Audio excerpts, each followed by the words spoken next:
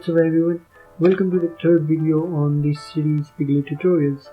In the last video we did some key press and key release event handling. So today we are going to see how to handle mouse events.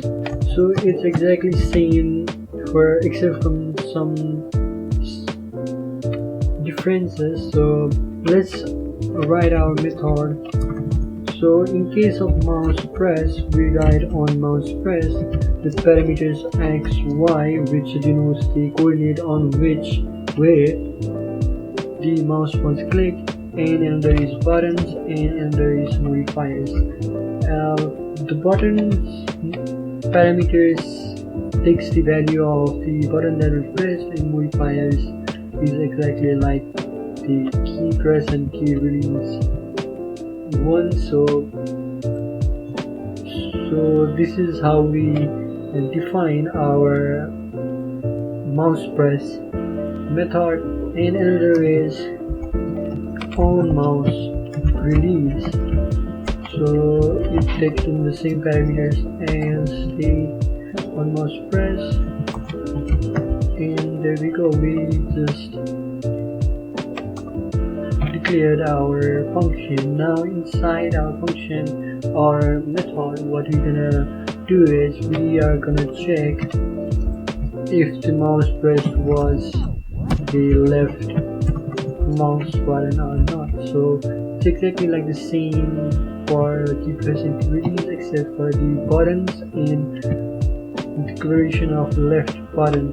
So to use this definition of left mouse button, we need to import something called mouse definition from pyglet.window module. So if we import mouse and use it mouse.left, then we have the definition for left mouse button. And if we check if the mouse button that is pressed was left, then it's gonna trigger this method, and we're gonna print something like the left button was pressed. And similarly for the mouse release method, we are gonna copy and paste the above code and check for right button, and there we go, we just define two methods which will handle the mouse events.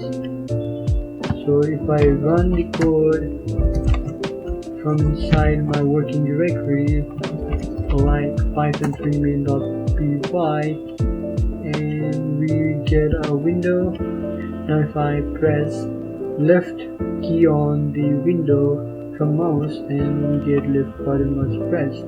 And if I press and release the right button, then it will print right button was released. So I just now press the right button. If I release the button, then it's gonna print right button was pressed, but it needs to be released. So let's change it, and let's exit our file and run again. Then if I do right button release, then it's gonna print right button was released, and if I gonna press the left button, then it's gonna print left button was pressed. So that's it for this tutorial. It was supposed to be on the same video as keyboard event, but I recapped the things that I did on the first video, so it was a little bit lengthy. So yeah, so that's it for this video.